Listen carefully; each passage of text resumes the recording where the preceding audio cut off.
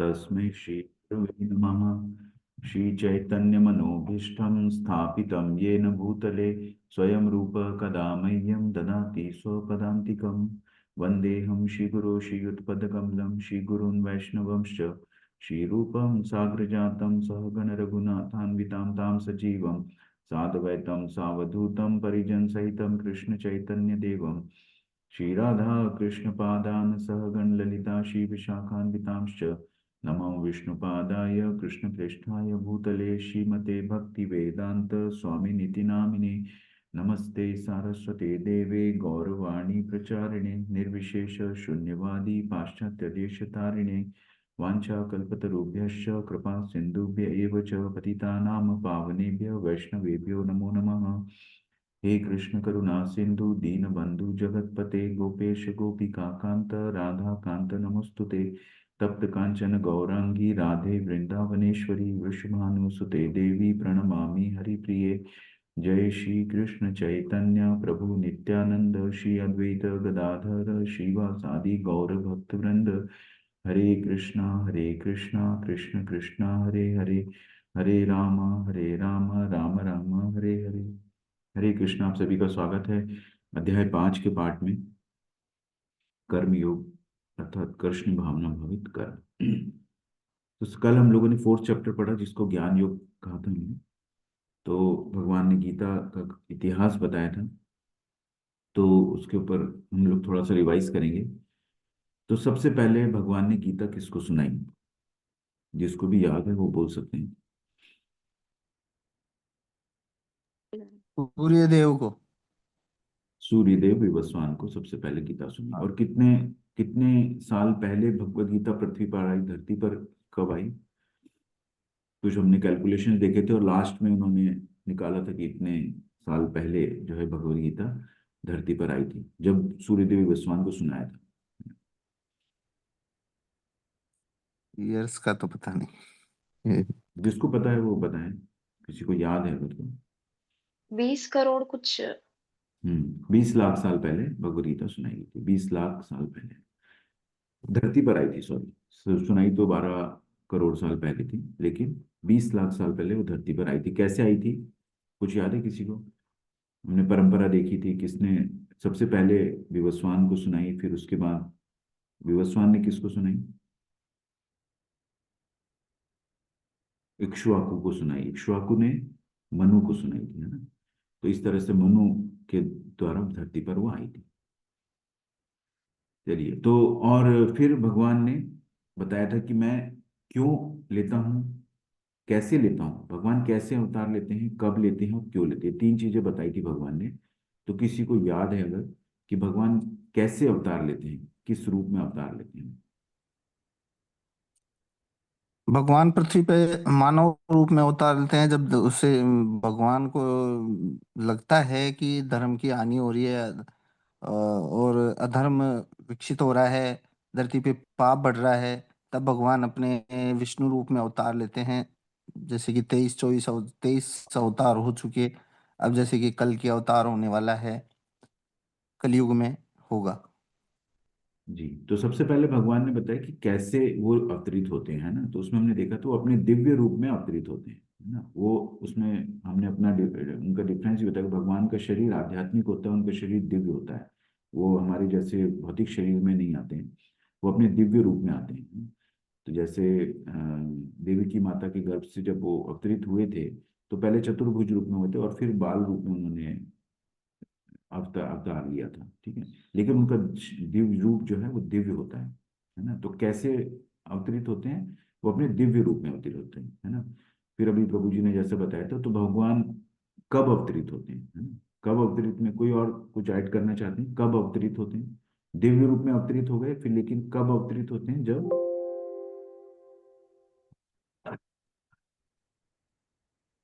कब अवतरित होते हैं? धर्म का नाश होता है जब, और अधर्म का राज्य स्थापित होता है तब, और इस तरीके से धर्म को स्थापित करने और अधर्म का नाश करने के लिए धरती पे पाप बढ़ जाए तब अवतरित होते हैं। हाँ, तो जब जब, है ना, जब जब अधर्म बढ़ता है, अधर्म तरफ धर्म का पतन होता है, अधर्मता बढ़ती है ना, तो तब तब होते हैं। और फिर क्यों प्रकट होते हैं भगवान, कब हो गया और कैसे हो गया, है ना, क्यों प्रकट होते हैं। पुनः स्थापना के लिए, भक्तों का उद्धार करने के लिए। हाँ, भक्तों का उद्धार धर्म की करने, पुनः। धर्म की स्थापना करने, और एक और था अधर्म का विनाश दुष्टों का करने, नाश करने के लिए। दुष्टों का नाश करने, है ना। तो भगवान क्यों अवतरित हो, तो इस तरह से भगवान ने बताया। फिर हमने देखा था कि गुरु गुरु की को हमको कैसे अप्रोच करना चाहिए, गुरु के पास हमको क्यों क्यों जाना चाहिए, मतलब कैसे अप्रोच करना चाहिए और क्यों क्यों जाना चाहिए। एक श्लोक हमने, बहुत इंपॉर्टेंट श्लोक था, जिसमें हमने देखा था कि गुरु के पास किस तरह से क्या भाव होना चाहिए हमें, और क्यों नहीं, जाना। गुरु ही विनम्रता का प्रपंच। हाँ, विनीत हो गया ना, श्रद्धा का। श्रद्धा के साथ। तत्विद्धि प्रणिपाते न परिप्रश्नेन सेवया, है ना। विनीत होकर जिज्ञासा करनी चाहिए, है ना, विनीत होकर जिज्ञासा करनी चाहिए। क्यों करना चाहिए,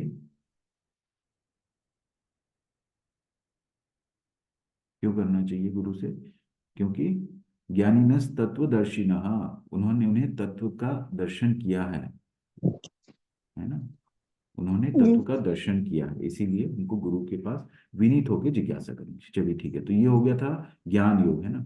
अब हमने थर्ड चैप्टर में भी कर्म योग पढ़ा, और अभी भी कर्म योग है। लेकिन अभी क्या हो गया, हम ज्ञान से युक्त हो गए, है ना। जन्म कर्म च मे दिव्यम, भगवान के जो आविर्भाव को हम समझ के अब हम कर्मयोग को समझने की कोशिश करते हैं ना, कि कृष्ण कृष्ण भावना भावित कर्म कैसे करते हैं, कर्मयोग, फिर से कर्मयोग है। उसमें कर्मों के बारे में बताया था, नित्य कर्म किस तरह के होते हैं, अकर्म होता है, विकर्म होते हैं, और सकर्म कर्म होते हैं, है ना। अब हमने ज्ञान योग पढ़ा, अब ज्ञान योग को मिला के किस तरह से हम कृष्ण भावना भावित कर्म होते हैं वो समझेंगे, ठीक है, आगे बढ़ते हैं। तो इस तरह से ये यहाँ पे रिवीजन है कि दूसरे अध्याय में भगवान ने, पहले अध्याय में भगवान अर्जुन जो है भ्रमित हो गया था, अर्जुन ने बहुत कारण दिए, है ना। फिर उसमें से पहला कारण था कि इससे हमको उसको जो है दया आ गई थी, इनको क्यों मारे, तो भगवान ने फिर आत्मा का ज्ञान दिया था, है ना। तो दूसरे अध्याय में आत्मा का पहला जो ज्ञान दिया था कि हम शरीर नहीं आत्मा है, ठीक है। उसके बाद हमारे कर्तव्य क्या होते हैं वो सब हमने पढ़ा था। उसके बाद हम लोग किस तरह सकाम कर्म में उलझ जाते हैं ना, और उसके बाद हमारा पतन हो जाता है। फिर भक्ति से द्वारा अनासक्त होके, भगवान कहते हैं अनासक्त होके कर्म करो। और ज्ञान में व्यक्ति के लिए कोई कर्तव्य नहीं होता, जब जब एडवांस स्टेज में पहुंच जाते हैं तो उसके लिए फिर कर्तव्य नहीं, तो भगवान की सेवा में ही रहता है। सभी प्रकार के यज्ञ चक्र हमने देखा था, फिर यज्ञ चक्र के स्टेप्स देखे थे। फिर भगवान ने अंतिम पद में कृष्ण ने अर्जुन को फिर से उठना लड़ने के लिए कहा, और फिर अर्जुन को भ्रम हो रहा है अभी, फिर से अभी देखिए अब उसको कि त्याग करना है या कर्म करना। तो अर्जुन क्या कहता है देखिए। अर्जुनवाच संन्यासं कर्मणां कृष्ण पुनर्योगं च शंससि यच्छेय एतयोरेकं तन्मे ब्रूहि सुनिश्चितम। अर्जुन ने कहा, हे कृष्ण, पहले आप मुझसे कर्म त्यागने के लिए कहते हैं, फिर भक्तिपूर्वक कर्म करने का आदेश देते हैं। क्या आप अब कृपा करके निश्चित रूप से मुझे बताएंगे कि इन दोनों में से कौन अधिक लाभप्रद है। देखिए, भगवान अर्जुन भी प्रश्न अलग अलग तरीके से पूछ रहा है, और भगवान भी अलग अलग तरीके से उसको जवाब दे रहे हैं ना।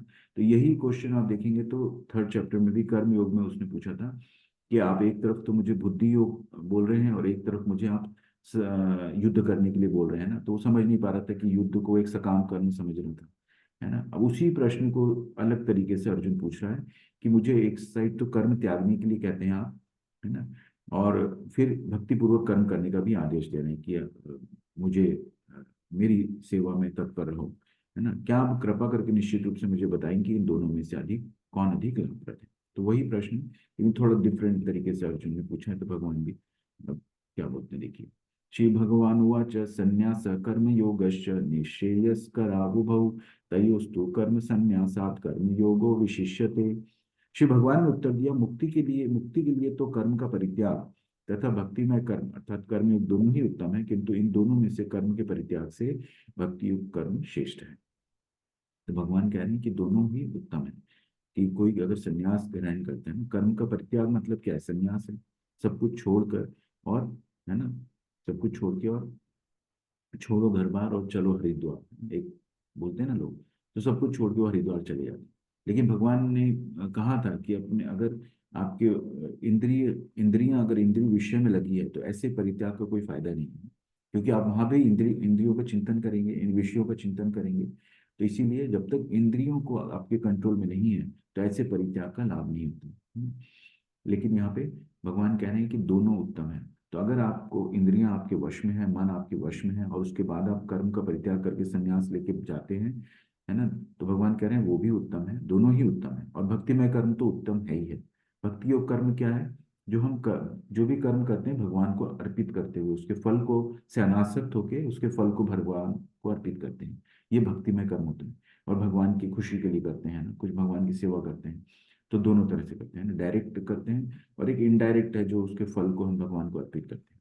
ये कर्म योग, भक्ति में कर्म जिसको बोलते हैं, इसके द्वारा हम भगवान से जुड़ने की, हमारी चेतना में भगवान ही है ना, कृष्ण भावना भावित कर्म करते हैं हम लोग। और दूसरा है कर्म का परित्याग कर दिया हमने। तो भगवान कह रहे हैं दोनों ही उत्तम है, लेकिन इसमें से कर्म के परित्याग से भक्ति कर्म श्रेष्ठ है। क्यों श्रेष्ठ है? क्योंकि पूरे समय भगवान के का ध्यान हमको रहता है। भक्ति योग कर्म जब हम करते हैं तो भगवान पूरे समय हमारी चेतना में रहते हैं। तो उससे क्या होता है कि हमारा इंद्रियां हमारे जो हैं भगवान की सेवा में लगी हुई हैं, तो उससे हमारा पतन नहीं होगा।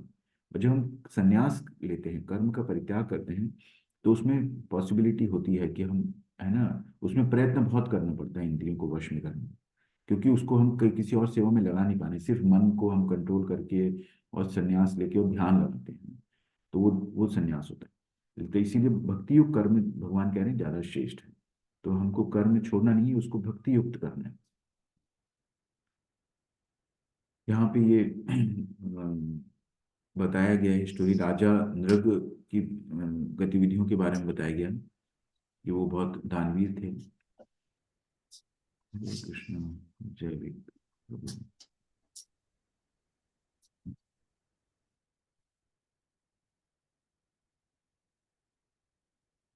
तो राजा नृग जो थे वो बहुत दानी थे, है ना, और बहुत त्याग था उनमें, तपस्या, दान बहुत करते थे। तो एक बार वो गायें दान कर रहे थे, तो दो ब्राह्मण थे। तो दान के अंदर उनसे कुछ गलती हुई काउंटिंग में, तो एक ब्राह्मण पे एक गाय कम हो गई। तो उस ब्राह्मण ने क्रोधित होकर उनको श्राप दे दिया था। तो वो एक बड़ी सी छिपकली के रूप में अ, परिवर्तित हो गए थे और एक इसमें चले गए थे, है ना। लेकिन क्योंकि उन्होंने भक्तिपूर्वक कार्य किए थे, पुण्य किए हुए थे, है ना, तो इस छिपकली को जो वहां पर ग्वाल बाल थे उन्होंने देखा, और फिर बहुत बड़े रूप में थी वो छिपकली।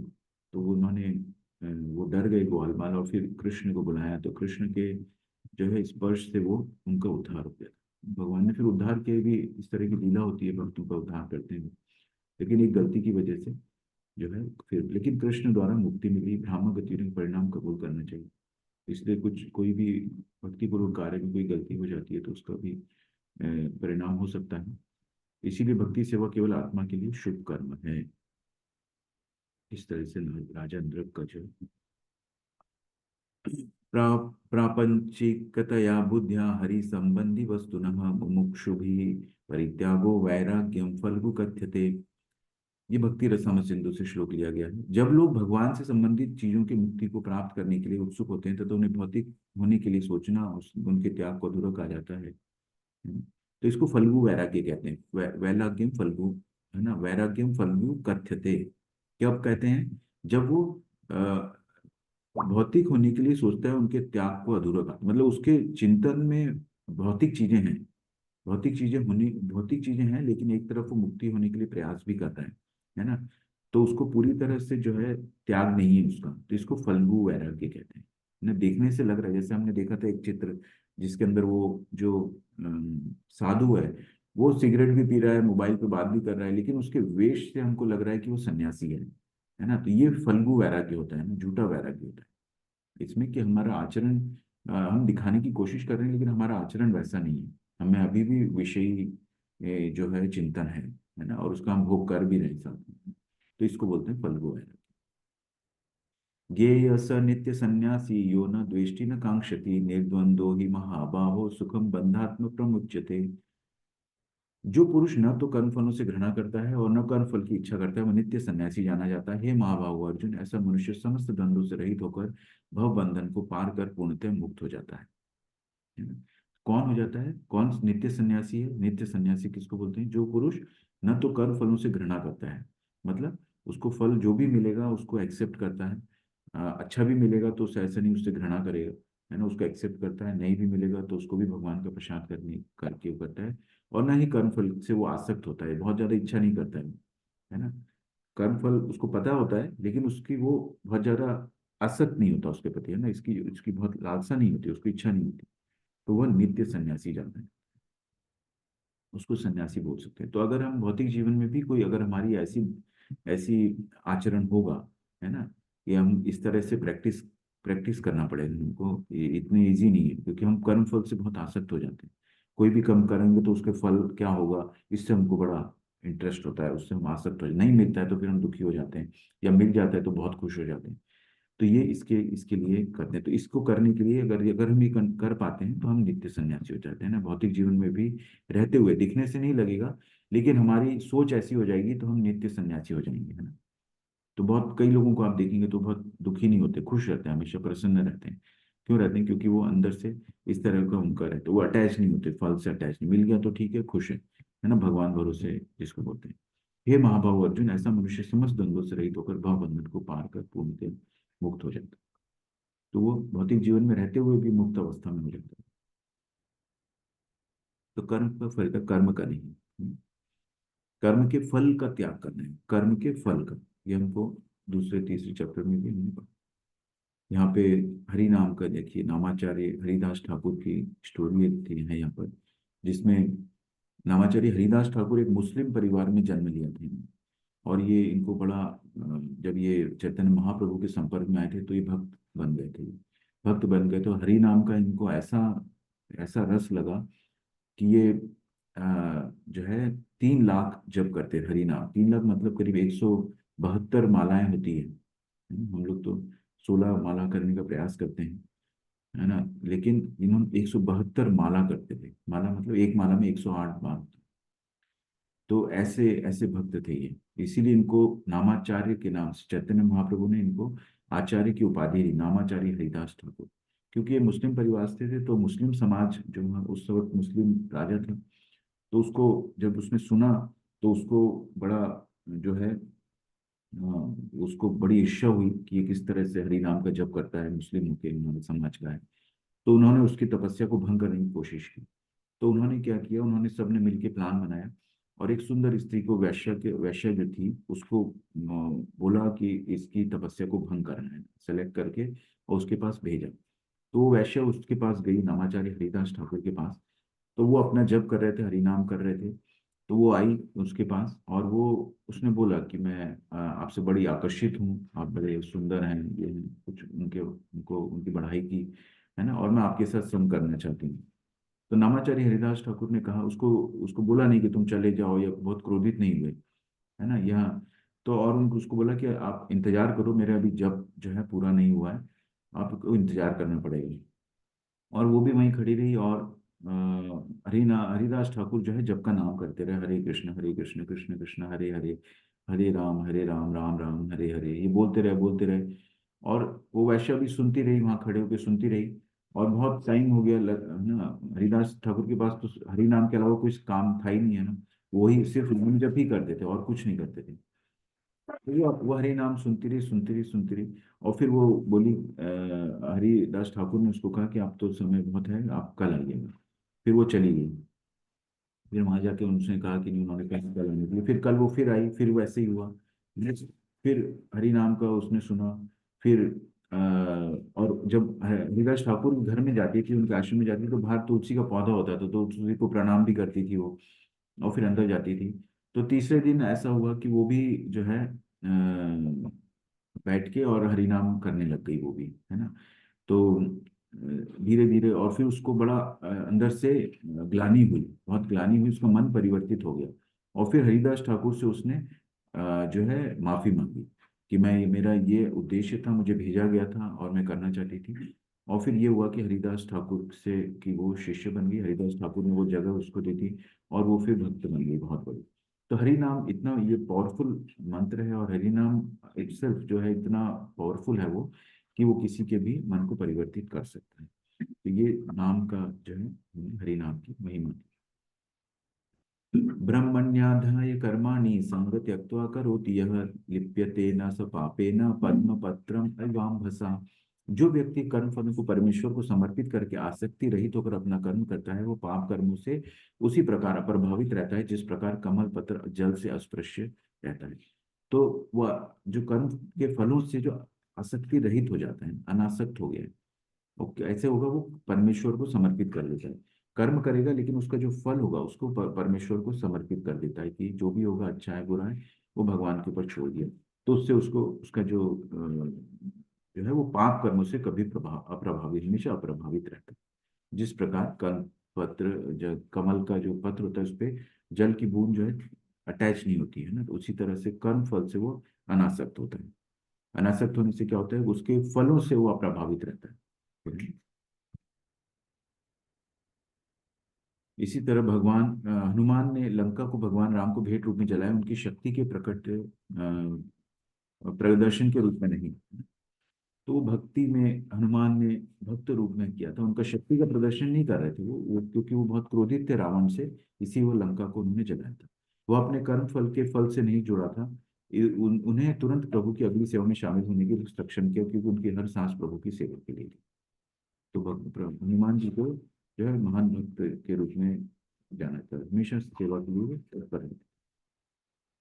हमें अपनी उपलब्धियों को कृष्ण के चरण कमलों पर रखना चाहिए, ताकि इसके लगाव से छुटकारा मिल सके। तो जो भी हमको उसका रिजल्ट है या जो भी हमने अचीव किया है उसको भगवान को समर्पित कर देना है, उससे अटैच नहीं है।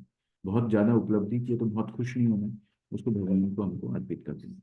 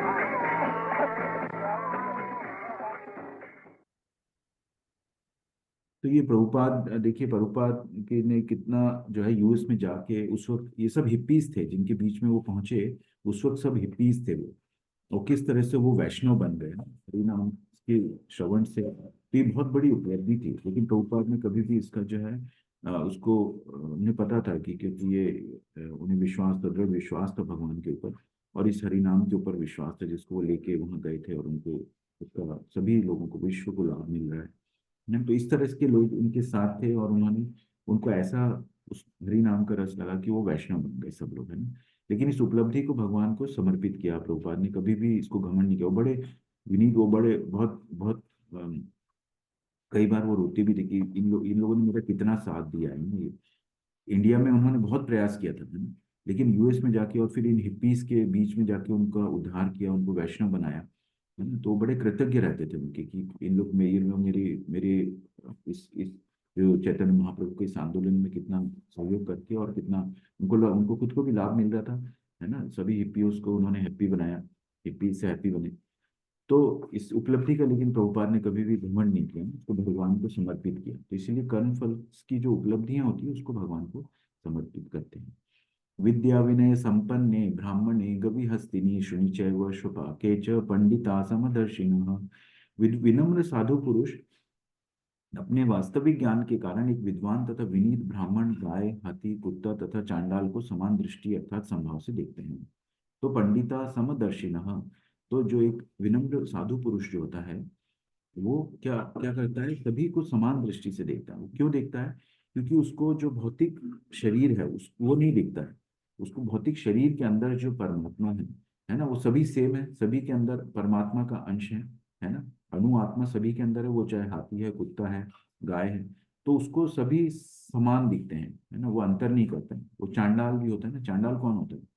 चांडाल बोलता है जो बहुत अधम होते हैं, है ना। मनुष्यों में जो सबसे अधम होते हैं उनको चांडाल बोला जाता है, मतलब जो कुत्ता भी मार के खाते हैं, है। तो ये सब चांडाल होते हैं। लेकिन उसको भी वो समान भाव से देखता है। क्यों? क्योंकि उसके अंदर भी परमात्मा का उसको भी चेतना है उसके शरीर में, तो वो चेतना उसको भगवान के अंश से मिल रही है। तो ये जब दृष्टि आती है ना, ये इसको संभाव बोलते हैं, है ना। इसको संभाव बोलते हैं सभी के अंदर उसको। तो कोई चींटी आपके आसपास चल रही है ना, तो आपको लगेगा कि इस चींटी के अंदर, उसके अंदर कोई बैटरी तो है नहीं कि बैटरी से चल रही है वो।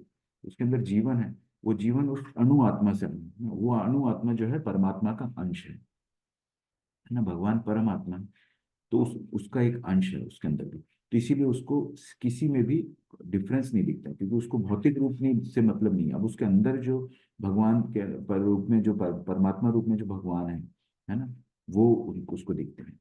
ठीक है।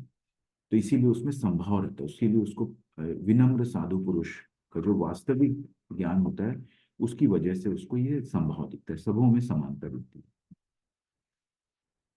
यह दुनिया निश्चित रूप से एक बेहतर जगह होगी यदि सभी का साथ मिल सके। इस विचारधारा को सार्वभौमिक भाईचारा कहा जाता है, लेकिन यह कभी भी व्यवहार में नहीं देखा गया है। कारण यह है कि एक सामान्य सार्वभौमिक मार्गदर्शक पिता को स्वीकार करने तक सार्वभौमिक भाईचारा एक दूर का सपना है। तो जब तक हम ये नहीं सोचें कि हम सबके पिता एक हैं, है ना, हम सबके पिता एक हैं, तो ये सार्वभौम जो भाईचारा है ये नहीं आएगा, है ना। ये हिंदू मुस्लिम सिख ईसाई हम लोग करते रहेंगे, क्योंकि ये तो हमने बनाए गए हैं। भगवान ने तो चार वर्ण बनाए थे, चार वर्ण बनाए थे, और चार ये थे, है ना। वर्ण कौन कौन से थे? ब्राह्मण, क्षत्रिय, शूद्र और वैश्य। वैश्य है ना। तो उसके बाद ये सब अलग अलग जो सेक्ट्स निकले हैं, अलग अलग धर्म निकले हैं, उसके बाद, है ना, ये तो बाद में मनुष्य लेवल में है। तो जब तक हम एक पिता को स्वीकार नहीं करेंगे कि कृष्ण ही हमारे पिता है सभी के, तो तभी ये भाईचारा नहीं, तब तक ये भाईचारा नहीं हो सकता, है ना। इसीलिए यहाँ पे सार्वभौमिक भाईचारा बोला। तो ये विचारधारा तब तक, है ना, भगवान कृष्ण को वो पिता होना चाहिए। तो ये शास्त्र में कहा, ये ऐसा नहीं कि हाँ, कहीं से उठ के आ गया है, शास्त्रों में कहा है। ब्रह्मा जी देखिए सर्वोच्च जीव में सर्वोच्च है। सबसे पहले ब्रह्मा जी आए, भगवान ने अपने आप को विस्तारित किया विष्णु में, और विष्णु की नाभि से कमल के ऊपर ब्रह्मा जी हुए, और ब्रह्मा जी को मैंने सृष्टि रची। ठीक है। तो ब्रह्मा जी सबसे पहले जीव थे। और ब्रह्मा जी प्रार्थना करते हैं, भगवान को खुद बोलते हैं, गोविंदम आदि पुरुषम तम हम भजा, कि गोविंद ही आदि पुरुष है। उन्होंने तो दर्शन किया था भगवान का, है ना। तपस्या की 10,000 साल पहले, जब कमल फूल पे आए और उनको सृष्टि रचना थी, तो वो उनको समझ में नहीं आया मैं क्या करूं। फिर भगवान की उन्होंने तपस्या की, उन्होंने सुना कुछ ऐसा जिसकी वजह से उन्हें लगा कि मुझे तपस्या करके पहले भगवान से उसको समझना होगा। फिर तपस्या की भगवान की 10,000 साल। उसके बाद भगवान ने दर्शन दिया और वेदों का ज्ञान दिया, और सृष्टि की रचना की है उसके बाद में। तो इस तरह से तो उन्होंने इसीलिए बोला कि गोविंदम आदि पुरुषम तम हम भजाम। उनके पूरी ब्रह्म संहिता लिखी। ब्रह्म संहिता का जो ब्रह्मा जी ने लिखी, ब्रह्म संहिता का सिर्फ 5th चैप्टर हमको मिल पाया है। अब जी जो ब्रह्म संहिता उपलब्ध है, ब्रह्म संहिता वो भी चैतन्य महाप्रभु जब साउथ में कहीं गए थे, तो वहां पर उनको वो 5th चैप्टर का कुछ पार्ट मिला। अदरवाइज तो सब शास्त्र हमारे खत्म कर दिए गए थे। तो उसमें वो भगवान ब्रह्मा जी की जब स्तुति करते हैं, भगवान की स्तुति करते हैं, तो उसमें लिखते हैं गोविंदम आदि पुरुषम तमहम भजन। इसीलिए भगवान कृष्ण ही भगवान है, ये ब्रह्मा जी कहते हैं। और उसके बाद शास्त्रों में बहुत जगह पे, उपनिषदों वेदों में ये सब वर्णित है ना। इसीलिए कहा जाता है ये ही संस्पर्श जाभोगा दुख योनय एवत आद्यंतवंत कौन्तेय न ते शूरम ते बुधः। बुद्धिमान मनुष्य दुख के कारणों में भाग नहीं लेता, जो कि भौतिक इंद्रियों के संसर्ग से उत्पन्न होते हैं। हे कुंती पुत्र, ऐसे भोगों का आदि तथा अंत होता है, अतः चतुर व्यक्ति उनमें आनंद नहीं लेता। तो बुद्धिमान क्यों कहा गया? क्योंकि वो दुख के कारणों में भाग नहीं लेता। क्यों नहीं लेता? क्योंकि ये भौतिक इंद्रियों के संसर्ग से उत्पन्न होते हैं, है ना। ये आध्यात्मिक नहीं है। भौतिक जगत में हम आए हैं तो कुछ अच्छा होगा, कुछ बुरा होगा, तो इसीलिए वो उसके दुख के कारणों में भाग नहीं लेता।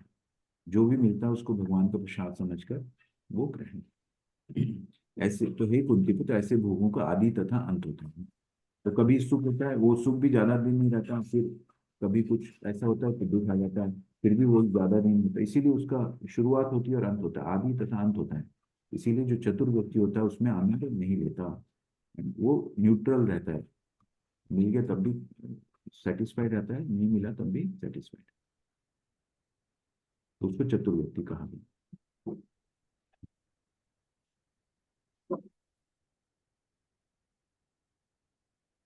भोक्ताराम यज्ञ तपसाम सर्वलोक महेश्वरम सुहृदम सर्वभूतानां ज्ञात्वा माम शांति मृच्छति। मुझे समस्त यज्ञों तथा तपस्याओं का परम भोक्ता, समस्त लोकों तथा देवताओं का परमेश्वर एवं समस्त जीवों का उपकारी एवं हितैषी जानकर मेरे भावनामृत से पूर्ण पुरुष भौतिक दुखों से शांति लाभ करता है ना। ये मुझे समस्त, ये कौन कह रहा है? ये भगवान कह रहे हैं। ठीक है, तो क्या कह रहे हैं? भोक्ताराम यज्ञ तपसाम, ये इसको शांति सूत्र कहा गया है। विश्व में शांति ला सकता है तो ये सूत्र है। मतलब इस भाव से कोई सोच के काम करेंगे तो विश्व में शांति आ सकती है ना। विश्व में शांति के लिए हम लोग क्या प्रयास किया? हम लोगों ने यूनाइटेड नेशंस, यूएन यूएन एक ऑर्गेनाइजेशन है ना, यूनाइटेड नेशंस, जिसमें कि सब लोग जो है शांति के लिए प्रयास करेंगे, विश्व शांति के लिए। लेकिन वो कुछ कर नहीं पा रहे हैं। हमने देखा कि यूएन यूएन की कोई सुनता नहीं है। युद्ध करना है, कोई किसी पे अटैक कर रहा है, कोई किसी पे अटैक कर रही है, लड़ रहे हैं, तो यूएन का फायदा क्या है ना। तो शांति सूत्र यूजलेस ऑर्गेनाइजेशन बोलते हैं प्रभुपाद, यूनाइटेड नेशंस जो है ना। तो ये यूजलेस ऑर्गेनाइजेशन है, क्योंकि इससे कोई स्थापना तो हो नहीं रही है। लेकिन शास्त्रों के हिसाब से भगवान खुद कहने की भोक्ताराम ये सप्तसाम, समस्त यज्ञों का तथा तपस्याओं का परम भोक्ता मुझे मानो, समस्त लोगों का, है ना, सिर्फ पृथ्वी का नहीं, समस्त लोगों का। करोड़ों ब्रह्मांड है, तो सभी के जो है भगवान, सभी के सर्वलोक महेश्वर हैं, सभी के ईश्वर हैं, और देवताओं के भी ईश्वर हैं, है ना, सभी, है ना। तो इसलिए भगवान और देवताओं में हमें फर्क समझना होता है। तो देव भी जो है, ब्रह्मा जी भी जब जीव तत्व हैं, ब्रह्मा जी सर्वोच्च हैं, है ना। ब्रह्मा जी से शिव जी आए, है ना, शिव जी शिव तत्व हैं, है ना। और विष्णु जो है, भगवान ने अपने आप को विस्तारित किया।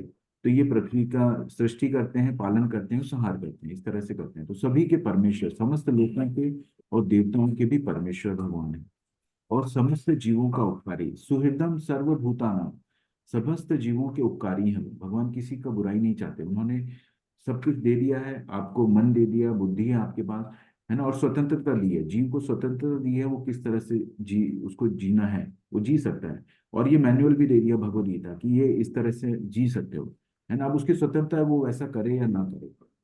लेकिन भगवान सबके हितकारी हैं, है ना। भगवान ने देखिए हवा दी है, पानी दिया, जो जीवन के लिए महत्वपूर्ण है।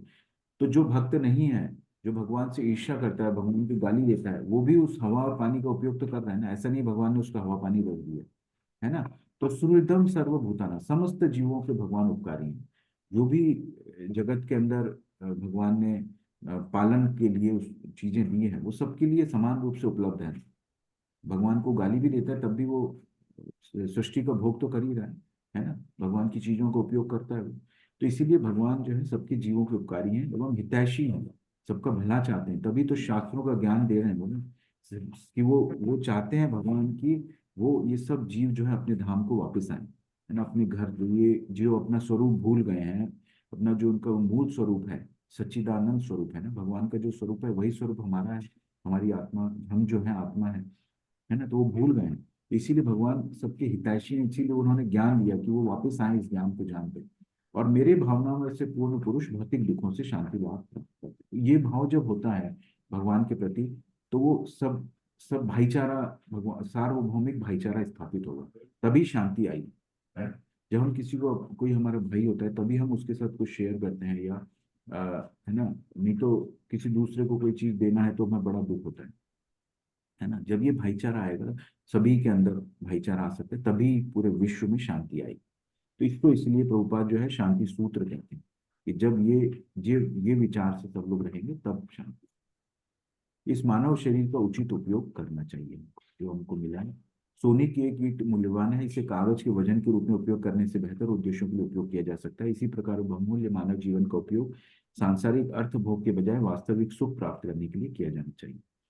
तो जिस तरह से सोने की कोई ईंट है, अगर इसको हम पेपर वेट की तरह यूज करेंगे तो यूजलेस है ना, इतना इतने जो है लाखों रुपए की एक ईंट है सोने की, इसको हम पेपर वेट की, तो इसीलिए मनुष्य जीवन जो है ये बहुत मूल्यवान है ना। कुछ ऐसे कर्मों की वजह से हमको मनुष्य जीवन मिला है ना। इसका उद्देश्य समझकर हमको सांसारिक अर्थ भोग नहीं करना है और वास्तविक सुख प्राप्त करने के लिए किया जाता है। वास्तविक सुख क्या है कि हमको अपना पहले तो स्वरूप पहचाना है कि हम आत्मा है, और फिर हमको हमारा संबंध भगवान के साथ क्या है ना। हम अणु आत्मा है, भगवान जो है परमात्मा है, ये हम जो भौतिक जगत में है ना, इससे ये 1/4 है, भौतिक जगत 1/4 है ना, आध्यात्मिक जगत 3/4 है ना? इससे 3/4 है, तो बहुत बड़ा आध्यात्मिक जगत है।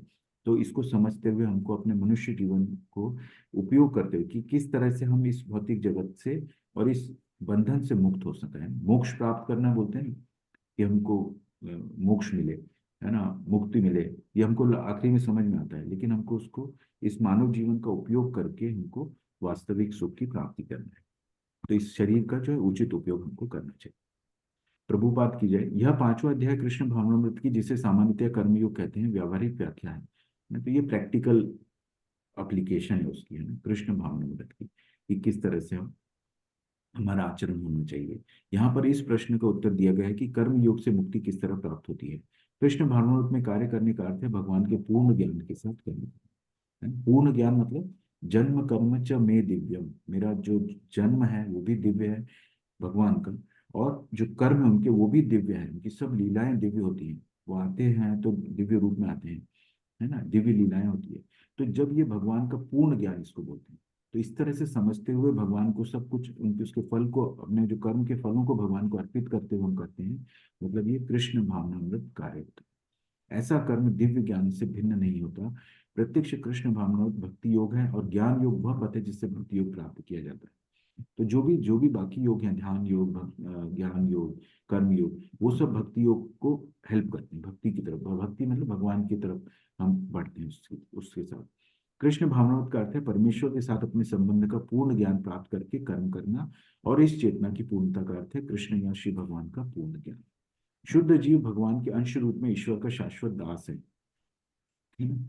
भगवान के दास है हम, भगवान के शाश्वत दास है ना। सच्चिदानंद, सत्य जो है, सत्य वर्ड मतलब हम दिव्य हैं, हमारा जो स्वरूप है सत्य मतलब दिव्य या शाश्वत होता है, जो भगवान का रूप होता है। तो हम शाश्वत दास हैं भगवान के, ये हमारा जी। जब हम ऐसा सोचने लग जाते हैं तो हम पूर्ण ज्ञान में हो जाते हैं, है ना। वह माया पर प्रभुत्व जताने की इच्छा से ही माया के संपर्क में आता है, और यही उसके कष्टों का मूल कारण है। तो जो जीव है उसका मूल कारण क्या है कि वो पृथ्वी पर प्रभुत्व जताना चाहता है। कोई भी किसी पे प्रभुत्व जताना चाहता है ना, माया पे प्रभुत्व जताना चाहता है, और माया के संपर्क में आते ही उसके जो जो भी कष्ट है उसका मूल कारण वो स्वयं बनता है ना। क्योंकि भगवान ने स्वतंत्रता दी है, माया भी है, उसका कैसे उपयोग करना है ना। जो जो गुण है वो आपके हाथ में है कि आप सत्वगुण में रहें, सत्वगुण से फिर ऊपर जाएं, है ना, शुद्ध सत्व में जाएं। जब आप स्वरूप सिद्ध अवस्था में जाते हैं या ब्रह्म बोध स्थिति में जाते हैं, जहाँ पर आपको आत्म साक्षात्कार होता है, तो ये सब करने के लिए आपके आपके हाथ में, तो मन को आप किस तरह कंट्रोल करते हैं, इंद्रिय विषयों को किस तरह भगवान की सेवा में लगाते हैं। तो ये सब करके आप जो है अपने, क्योंकि हम अपने कष्टों के हम स्वयं कारण हैं, है ना। लेकिन क्या होता है कि हम प्रभुत्व जताना चाहते हैं, कंट्रोल करना चाहते हैं। हर हर देखिए युद्ध हो रहा है, क्यों हो रहा है? क्योंकि वो उस पर स्वामित्व जताना चाहता है। एक पृथ्वी के टुकड़े के लिए लड़ाई हो रही है, या मैं उस कंट्री के ऊपर, या अपने अस्तित्व की रक्षा के लिए लड़ रहा हूँ। तो ये सब जो है प्रभुत्व जताने की इच्छा होती है, तब ये होता है, और यही उसके कष्टों का मूल कारण। जब तक वो पदार्थ के संपर्क में रहता है उसे भौतिक आवश्यकताओं के लिए कर्म करना पड़ता है, किंतु कृष्ण भावना तो उसे पदार्थ की परिधि में स्थित होते हुए भी आध्यात्मिक जीवन में ले आता है, क्योंकि भौतिक जगत में भक्ति का अभ्यास करने पर जीव का दिव्य स्वरूप पुनः प्रकट होता है। तो देखिए आप यहाँ पे, जो पदार्थ, जो मटेरियल की परिधि में स्थित होते हुए भी, है ना, भौतिक क्यों हो रहा है? क्योंकि हम पदार्थ के संपर्क में रहने से, क्यों हम मटेरियलिस्टिक चीजों का जो है इंजॉय करने लगते हैं, है ना, और उसकी आवश्यकता के लिए हमें कर्म करना पड़ता है, ठीक है, उसी के उस ये पूरा जो जीवन हम उसमें लगा देते हैं। और किंतु कृष्ण भावना तो उससे पदार्थ की परिधि में स्थित होते हुए भी आध्यात्मिक जीवन में ले आता है। तो हम भौतिक जीवन में रहते हुए हम आध्यात्मिक जीवन में चले जाते हैं, समाधि में। जब हम हर तरह से कृष्ण के लिए काम करते हैं, कृष्ण को चेतना में रखते हुए काम करते हैं, तो हमारा हर कार्य आध्यात्मिक हो जाता है। है ना। तो इस तरह से हम दिव्य स्वरूप पुनः प्रकट होते हैं, है ना। तो ये बहुत प्रैक्टिकल, इसीलिए प्रभुपाद कह रहे हैं यहाँ पर व्यवहारिक व्याख्या है ये, किस तरह से हम इसको प्रैक्टिकली कर सकते हैं अपने जीवन में, भौतिक जीवन में। तो इस तरह से अर्जुन ने पूछा था कि सन्यास कर्म का परित्याग श्रेष्ठ है या कर्म भक्ति पूर्वक कर्म श्रेष्ठ है ना?